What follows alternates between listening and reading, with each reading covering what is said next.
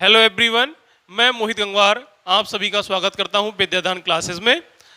आज हम दिल्ली सल्तनत को प्रारंभ करेंगे। दिल्ली सल्तनत या सल्तनत काल मध्यकालीन भारत का सबसे महत्वपूर्ण टॉपिक है। अगर मध्यकालीन भारत से जो प्रश्न पूछे जाते हैं तो उनमें सबसे ज़्यादा प्रश्न दो ही टॉपिक से रहते हैं, दिल्ली सल्तनत और दूसरा मुगल काल। तो इन्हीं दो महत्वपूर्ण टॉपिकों में से एक नया टॉपिक या महत्वपूर्ण टॉपिक हम प्रारंभ करने जा रहे हैं, सल्तनत काल।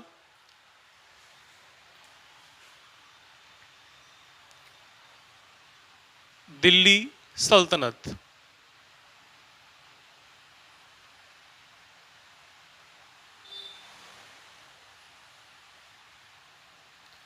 देखिए, दिल्ली सल्तनत का जो प्रारंभ हुआ है वो 1206 ईस्वी से माना जाता है।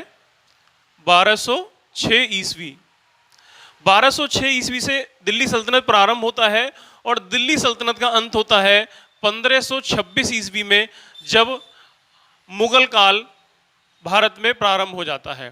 तो सल्तनत काल या दिल्ली सल्तनत का पूरा समय काल क्या रहेगा?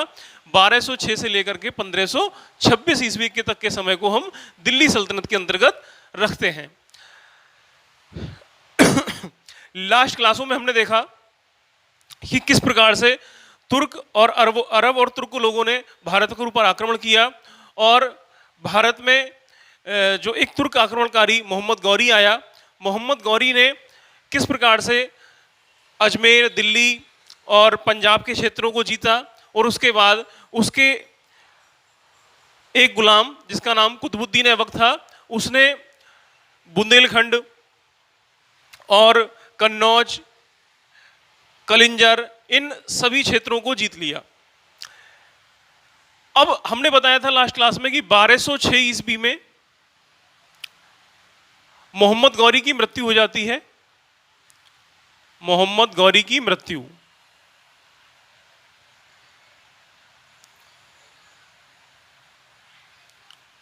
मोहम्मद गौरी की मृत्यु होने के पश्चात मोहम्मद गौरी के कोई भी संतान नहीं थी, या हम कह सकते हैं कोई उसके पुत्र नहीं था जो उसके बाद उसका उत्तराधिकारी बनता। इसीलिए मोहम्मद गौरी के पश्चात उसका जो साम्राज्य था वो उसके 3 गुलामों में बांट दिया गया या 3 गुलामों में बट गया। देखिए, एक गुलाम उस समय जब मोहम्मद गौरी की मृत्यु हुई थी तो उसके 3 गुलाम जो थे उनकी स्थिति एक समान थी, लगभग उनका वो तीनों ही बड़े महत्वपूर्ण थे मोहम्मद गौरी के लिए। तो एक गुलाम का नाम था इनके ताजुद्दीन यल्दौज। ताजुद्दीन यल्दौज।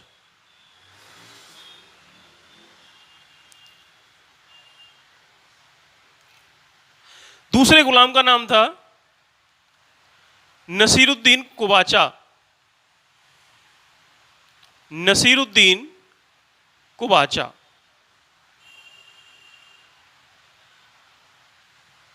और एक गुलाम जो था इसका नाम था कुतुबुद्दीन ऐबक। कुतुबुद्दीन ऐबक। देखिए, ये 3 गुलाम थे इनके। अब इन तीनों में जो गौरी का साम्राज्य था वो इन तीनों में बट गया।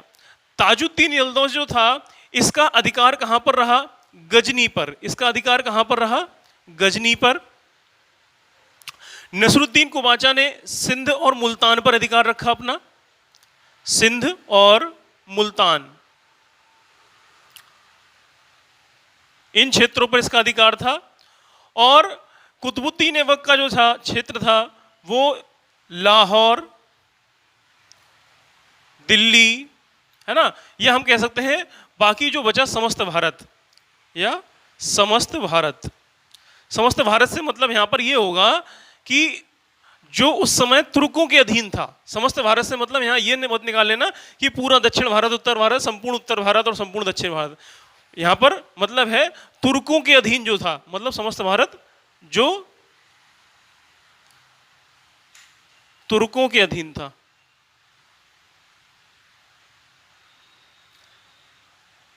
वो साम्राज्य किसको मिला? कुतुबुद्दीन ऐबक को। अब कुतुबुद्दीन ऐबक दिल्ली और लाहौर मतलब भारत का क्षेत्र मिला था, और हम यहाँ पर अध्ययन कर रहे हैं भारत के मध्यकालीन इतिहास का। तो जब भारत के मध्यकालीन इतिहास का अध्ययन कर रहे हैं तो हमारे लिए सबसे महत्वपूर्ण कौन हो जाता है? कुतुबुद्दीन ऐबक। सबसे महत्वपूर्ण हमारे लिए कौन है? कुतुबुद्दीन ऐबक। हमारा मतलब नसरुद्दीन कुबाचा से और ताजुद्दीन यलदौद से कम है। पढ़ेंगे, थोड़ा सा इनके नामों को देख लेंगे, लेकिन इनके बारे में विस्तार से नहीं पढ़ना। विस्तार से हमें किसके बारे में पढ़ना है? कुतुबुद्दीन ऐबक के बारे में। ठीक, तो कुतुबुद्दीन ऐबक ने भारत में शासन करना प्रारंभ किया, और जब कुतुबुद्दीन ऐबक ने जहां से शासन करना प्रारंभ किया, वहीं से भारत में दिल्ली सल्तनत का प्रारंभ माना जाता है। तो आइए अब हम अध्ययन करते हैं कुतुबुद्दीन ऐबक के बारे में।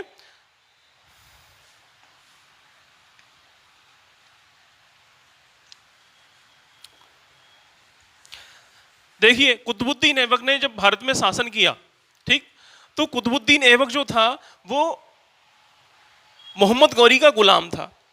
ठीक, तो मोहम्मद गौरी का गुलाम था। उसके पश्चात कुतुबुद्दीन ऐबक के पश्चात जो एक और महत्वपूर्ण शासक हुआ, इल्तुतमिश। इल्तुतमिश जो था वो कुतुबुद्दीन ऐबक का गुलाम था। और इस काल में एक और महत्वपूर्ण शासक आएगा, उस शासक का नाम होगा बलबन। बलबन जो था वो इल्तुतमिश का गुलाम था। इसलिए देखो, इस जो समय काल रहा, इसमें ज़्यादातर जो शासक थे वो गुलाम थे। इसलिए इस प्रारंभिक समय को जो नाम दिया गया वो गुलाम वंश दिया गया। देखो, दिल्ली सल्तनत जो है, दिल्ली सल्तनत के अंतर्गत हम 5 वंशों का मतलब 5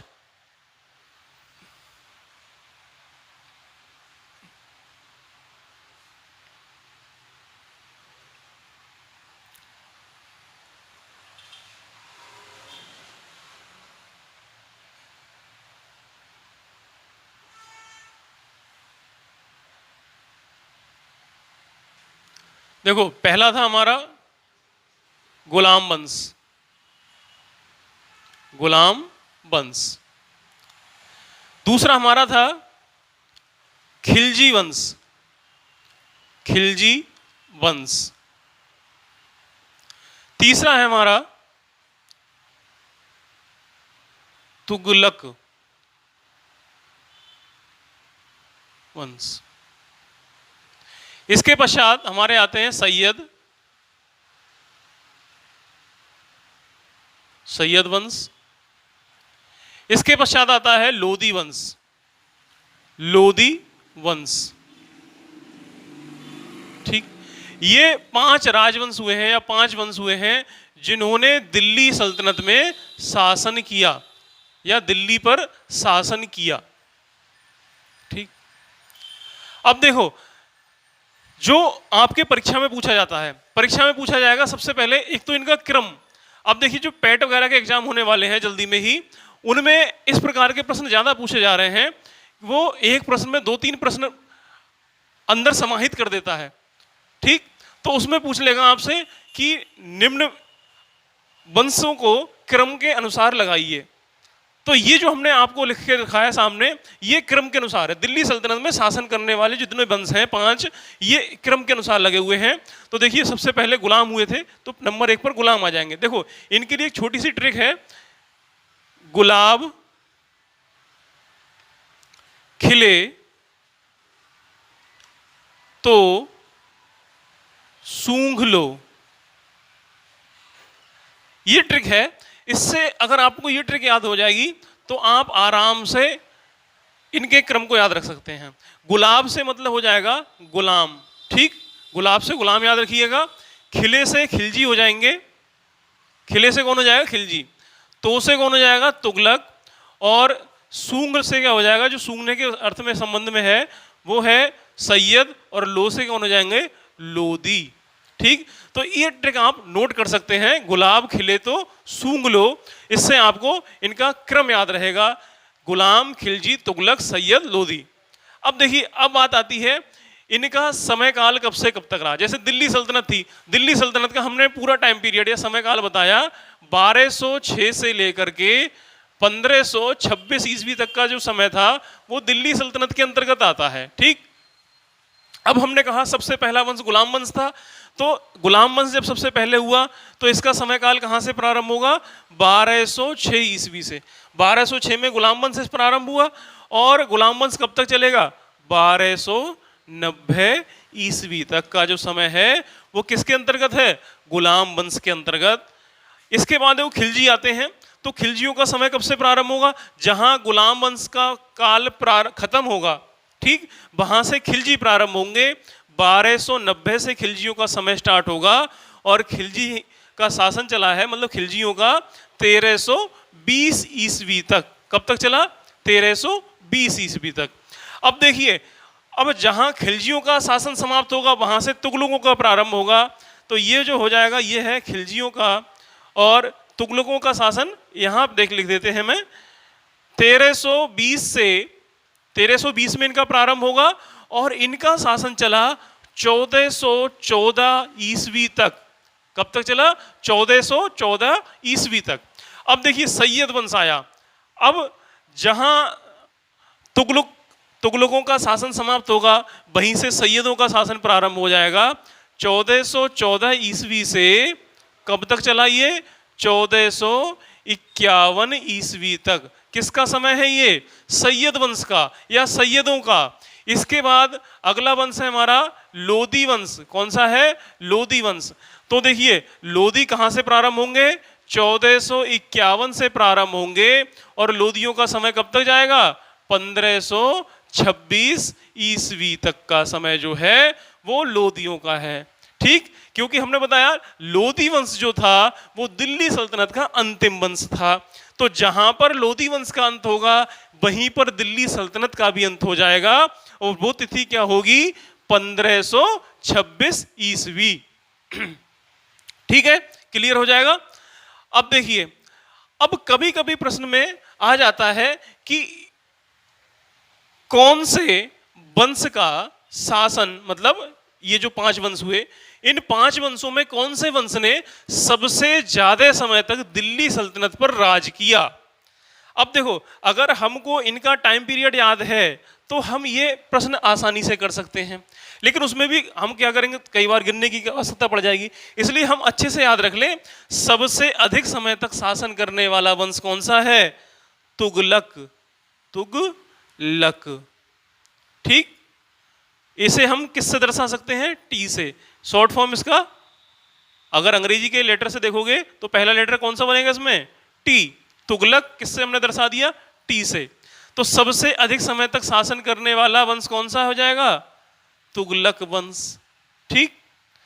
अब देखो, अब तुगलकों के बाद जिसने सबसे अधिक समय तक शासन किया वो हो जाएगा मामुलक, जिसे हम कहते हैं गुलाम वंश, ठीक है। देखो, गुलाम वंश जो था उसको एक इतिहासकार हुए हबीबुल्ला, उन्होंने उसको मामुलक वंश भी कहा, इसलिए हमने मामुलक से एम ले लिया।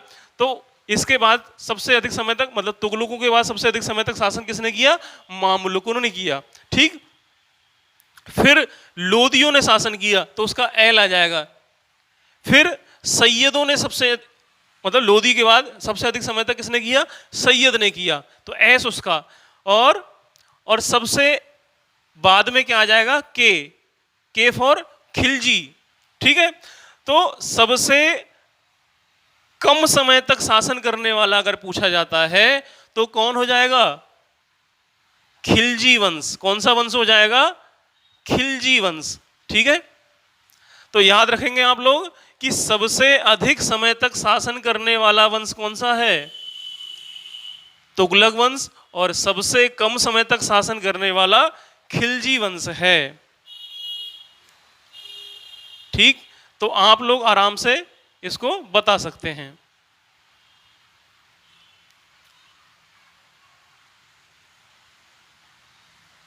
ठीक है, आगे बढ़ते हैं हम लोग। अब ये तो क्लियर है यहां तक। अब प्रश्न आएगा कि सबसे अधिक समय तक शासन करने वाला सुल्तान कौन था? मतलब यहां पर पूछ रहा है कि संपूर्ण दिल्ली सल्तनत में किसके बारे में पूछेगा? वो संपूर्ण दिल्ली सल्तनत में सबसे अधिक समय तक शासन करने वाला सुल्तान, तो कौन हो जाएगा?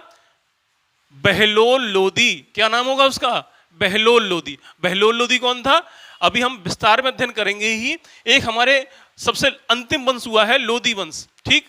तो लोदी वंश का जो संस्थापक था वो था बहलोल लोदी। कौन था? बहलोल लोदी, ठीक, तो बहलोल लोदी सल्तनत काल का या दिल्ली सल्तनत का वह सुल्तान है जिसने सबसे अधिक समय तक, सबसे हम लिख सकते हैं बहलोल लोदी दिल्ली सल्तनत का, लिखेंगे तो ज्यादा अच्छा रहेगा। बहलोल लोदी दिल्ली सल्तनत का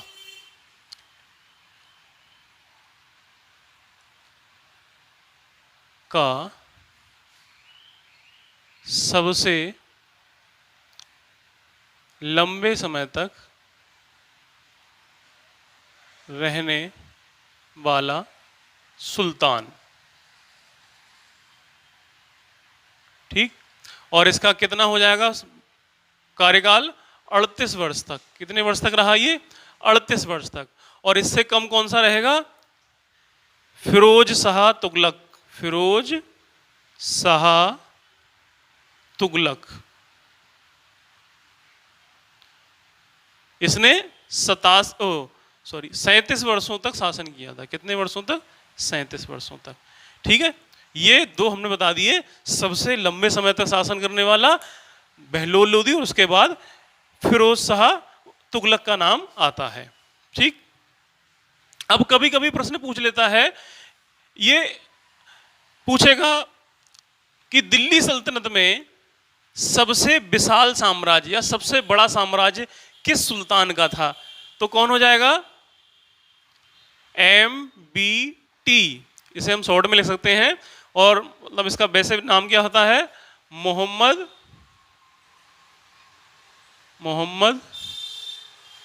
बिन तुगलक।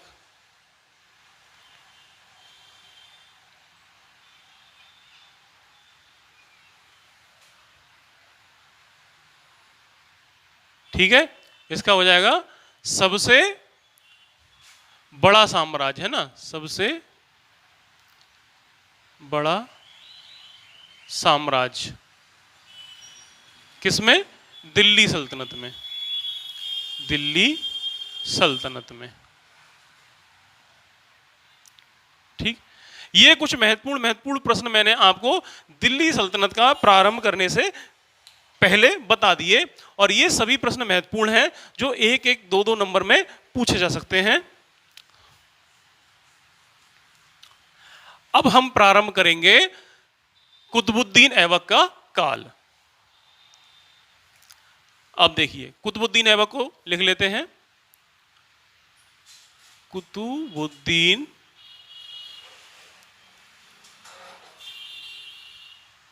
ऐबक। देखो, कुतुबुद्दीन ऐबक का जो काल है वो कब से कब तक का रहा? 1206 से। देखिए, 1206 में ही मोहम्मद गौरी की मृत्यु हुई थी, तो सुल्तान कब बनेगा कुतुबुद्दीन ऐबक? 1206 ईस्वी में। 1206 से कब तक ये सुल्तान रहा? 1210 ईस्वी तक ये सुल्तान रहा। ठीक, अब देखिए, इसका जो नाम है ऐबक, है ना, ऐबक। देखिए, कुतुबुद्दीन ऐबक जो था ये गुलाम था मोहम्मद गौरी का। ठीक, मोहम्मद गौरी ने इसको निसापुर के बाजार से खरीदा था, है ना। निसापुर में बाजार लगता था। देखो, पहले क्या होता था, मध्यकालीन भारत में गुलाम प्रथा मतलब वैद्य थी। ठीक, जब वैद्य थी तो गुलामों के बाजार लगते थे। जैसे आजकल क्या है, जानवरों की खरीद फरोख्त वैद्य है। ठीक है, जैसे आप अगर अपनी गाय बेचना चाह रहे हैं और खरीदार भी अगर जो पालने के हिसाब से ही खरीदना चाह रहा है आपकी गाय, तो आपकी ये जो व्यापार है वो वैद्य है। ठीक, अब ऐसी स्थिति में क्या था, गुलामों का व्यापार वैद्य था, तो गुलामों को खरीदा जाता था, गुलामों को बेचा जाता था, और उनके लिए एक अलग से बाजार लगता था। तो ऐसे बाजार मध्य एशिया में खूब लगते थे। तो निशापुर में एक अब्दुल अजीज कोकी, ठीक, अब्दुल अजीज कोकी जो थे, उनसे मोहम्मद गौरी ने कुतुबुद्दीन ऐबक को खरीदा था। ठीक, खरीदने के पश्चात ये जो था, वैसे मोहम्मद कुतुबुद्दीन ऐबक जो था ये तुर्की था, है ना। कौन था? तुर्की था। इसके माता पिता जो थे वो तुर्किस्तान के रहने वाले थे, और जो तुर्की भाषा में जो ऐबक का मतलब होता है वो होता है चंद्रमा के मुख वाला, मुख वाला, ये क्या होता है? ऐबक का मतलब होता है। ठीक, अब देखिए, जब कुतुबुद्दीन ऐबक सुल्तान बना 1206 ईस्वी में, तो हमने बताया उसके दो प्रतिद्वंदी भी थे, है ना, एक नसरुद्दीन कुवाचा था और ताजुद्दीन यल्दौज था। अब ये दोनों, जो ताजुद्दीन यल्दौज जो थे वो गजनी के शासक बने थे, तो वो दिल्ली की सत्ता पर भी अपना अधिकार मानता था। ठीक, इसलिए वो हमेशा षड्यंत्र रचता रहता था कि वो दिल्ली की किसी प्रकार से सत्ता हत्या ले। ठीक, और कुवाचा जो था वो भी पंजाब वगैरह पर अधिकार करना चाहता था, लेकिन पंजाब किसके अधिकार में था? कुतुबुद्दीन ऐबक के। हमने बताया था लाहौर और पंजाब, ये पूरा क्षेत्र जो किसके अधिकार में था? वो कुतुबुद्दीन ऐबक के था। अब वो पंजाब क्षेत्र पर अधिकार करना चाहता था, इसीलिए कुतुबुद्दीन ऐबक ने दिल्ली को अपनी राजधानी न बना करके लाहौर को अपनी राजधानी बनाया। किसको अपनी राजधानी बनाया? लाहौर को। ठीक, तो अगर प्रश्न आता है कुतुबुद्दीन ऐबक की राजधानी कहाँ पर थी, तो वो थी लाहौर में, और राजधानी बनाने के पश्चात ये अपनी मृत्यु तक लाहौर में ही रहा। ठीक, अब देखिए, इसने अपने दोनों विरोधियों से सीधे सीधे युद्ध करने का फैसला नहीं किया, क्योंकि ये जानता था कि अभी मेरी भी शक्ति भी इतनी ज्यादा बढ़ी हुई नहीं है कि मैं इन दोनों का मुकाबला कर पाऊं। इसलिए इसने कूटनीतिक चाल चली और इन दोनों के साथ उसने वैवाहिक संबंध स्थापित किए। देखिए, ये जो था यल्दौज, यल्दौज की दो पुत्रियां थीं। यल्दौज ने अपनी एक पुत्री का विवाह कुतुबुद्दीन से किया था, कुतुबुद्दीन से किया था, और एक पुत्री का विवाह इसने कुवाचा के साथ किया था। ठीक, और कुतुबुद्दीन ने अपनी एक बहन का विवाह कुवाचा के साथ किया था। ठीक है, यहां देख लेते हैं, तो ये इन सबके आपस में वैवाहिक संबंध स्थापित करके इसने कुछ समय के लिए शांति स्थापित की। किसने? कुतुबुद्दीन ऐबक ने। अब कुतुबुद्दीन ऐबक को ज्यादा देखो, कुतुबुद्दीन ऐबक 1206 से शासक बना और 1210 ईस्वी तक ही रहा, तो इसको बहुत ज्यादा समय तो मिला नहीं अपने साम्राज्य का विस्तार करने के लिए, ना ही अपने जो साम्राज्य था इसमें कोई नई प्रशासनिक व्यवस्था को स्थापित करने का भी समय नहीं मिला। जो पुरानी प्रशासनिक व्यवस्थाएं चली आ रही थी उन्हीं को उसने आगे बढ़ाया और इसको बहुत ज़्यादा समय नहीं मिला था। अब देखो, दूसरा क्या है, इसने कभी भी सुल्तान की उपाधि धारण नहीं करी, सुल्तान की उपाधि धारण नहीं की, धारण नहीं की। ठीक, कौन सी उपाधियां थी फिर इसके पास में? मलिक और सिपह सलार।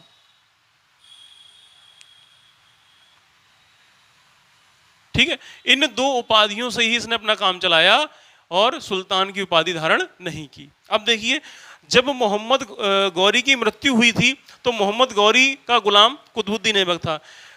अब ये मोहम्मद गौरी मरने से पहले इसको गुलाम मतलब दास्ता से इसको मुक्ति देके नहीं गया। ठीक, अब जब इसका मालिक ही मर गया तो एक हिसाब से तो ये वैसे दास स्वतंत्र हो जाना चाहिए, लेकिन वैधानिक रूप से ये स्वतंत्र नहीं था, क्योंकि पहले क्या होता था, वो उनके जो दास होते थे राजा के मरने के बाद वो उनके जो उत्तराधिकारियों को मिल जाते थे।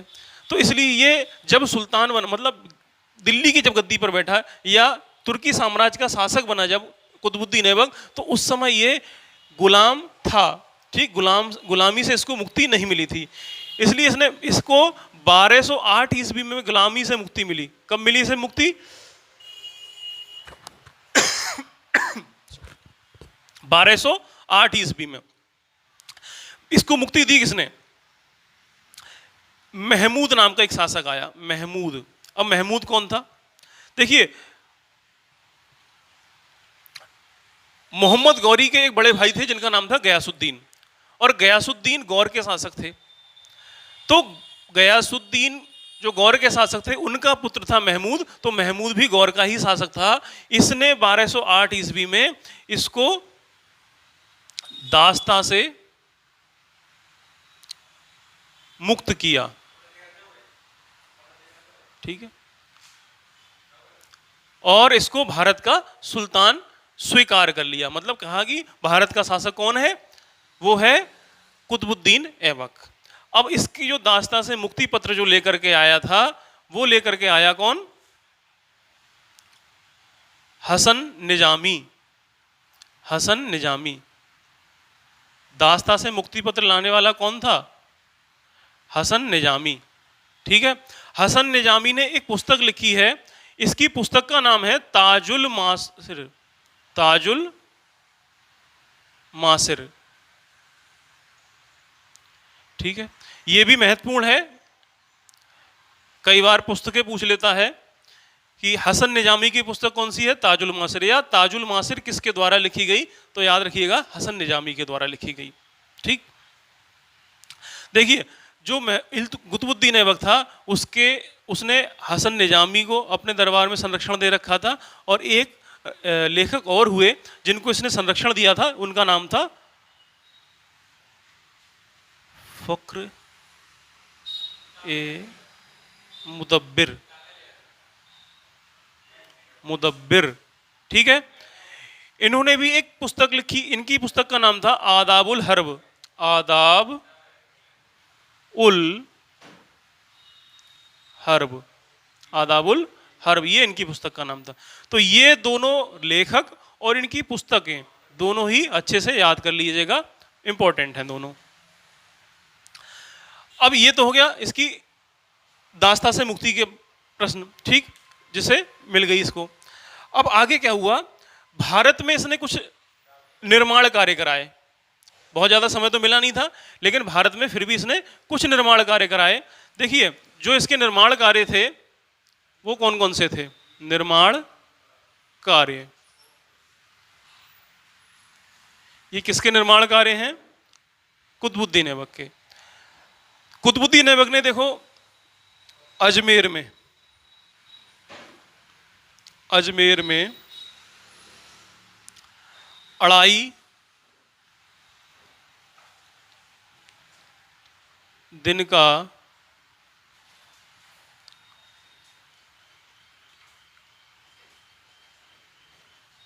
झोपड़ा बनवाया।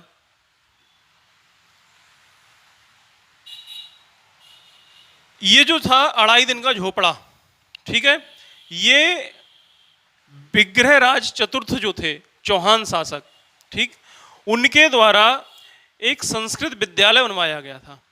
संस्कृत विद्यालय, उसको तोड़कर इसका निर्माण हुआ है ना। संस्कृत विद्यालय को तोड़कर निर्माण किया गया।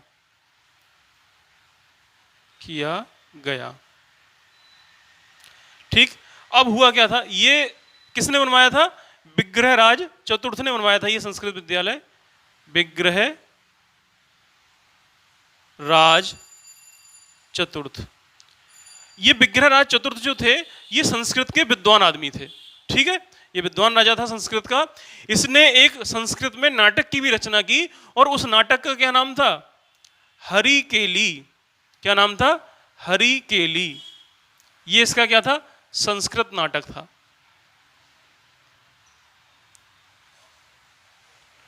ठीक, किसके द्वारा लिखा गया था, विग्रहराज चतुर्थ के द्वारा लिखा गया था। इस नाटक हरिकेली जो नाटक था, इसके अंश संस्कृत विद्यालय की दीवारों पर उत्कीर्ण थे।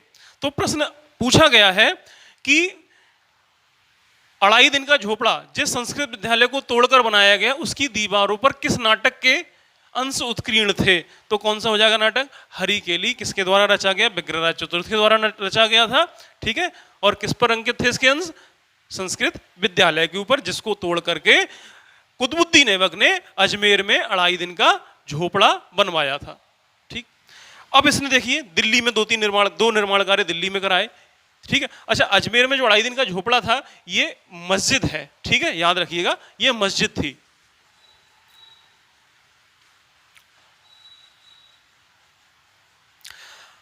दिल्ली में इन्होंने एक मस्जिद का निर्माण कराया जिसे नाम से जाना जाता है कुब्बत उल इस्लाम मस्जिद। कुब्बत उल इस्लाम मस्जिद, इस्लाम मस्जिद। ठीक है, कुब्बत उल इस्लाम के नाम से जानते हैं इसे। ये जो थी, ये कहा जाता है कि 27 जैन मंदिरों के ध्वंसावशेषों पर इसका निर्माण किया गया। 27 जैन मंदिरों के ध्वंसावशेषों पर इसका निर्माण किया गया। किसका? कुब्बतुल इस्लाम मस्जिद का। ठीक, तो याद रखिएगा इसको। एक निर्माण कार्य इन्होंने कराया, इनके द्वारा कुतुब मीनार का निर्माण कराया गया। ठीक है, कुतुब मीनार की कह सकते हो कुतुब मीनार का प्रारंभ कराया गया, कुतुब मीनार की नींव रखी गई। दोनों चीजें सही होंगी। ठीक है, ये सूफी संत थे ख्वाजा कुतुबुद्दीन बख्तियार काकी, उनके नाम पर इसने कुतुब मीनार का निर्माण प्रारंभ कराया। हम कहेंगे प्रारंभ कराया। प्रारंभ कराना इसलिए कहेंगे क्योंकि इसने नींव रखी, पूर्ण इसने नहीं कराया। अगर पूर्ण करा देता तो हम कहते कि इसने कुतुब मीनार का निर्माण करवाया। पूर्ण कराने का जो श्रेय जाता है वो जाता है इसके उत्तराधिकारी या इसके बाद जो अगला दिल्ली सल्तनत का शासक बना, इल्तुतमिश। इल्तुतमिश ने कुतुब मीनार को पूर्ण करवाया था। ठीक है, ये इनके निर्माण कार्य हो गए। 3 इनके महत्वपूर्ण निर्माण कार्य थे। किसके? कुतुबुद्दीन ऐबक के। ठीक, और जो महत्वपूर्ण बातें थी कुतुबुद्दीन ऐबक के बारे में वो मैंने आपको बता दी, आपने नोट कर ही लिया होगा। आगे देख लीजिए, 1210 ईस्वी में 1210 ईस्वी में लाहौर में, कहां पर? लाहौर में चौगान खेलते समय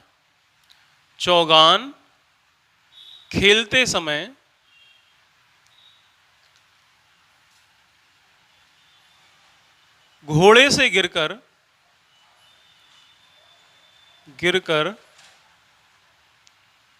इसकी मृत्यु हो गई। इसकी मृत्यु हो गई। ठीक, तो किस प्रकार से इसकी मृत्यु हुई है? चौगान खेलते समय। चौगान को आजकल पोलो भी कह लेते हैं। तो चौगान खेलते समय यह प्रश्न पूछा जाता है इस प्रकार से कि किस दिल्ली सल्तनत के सुल्तान की घोड़े से गिरकर मृत्यु हुई? तो आप याद रखिए कौन था वो? कुतुबुद्दीन ऐबक।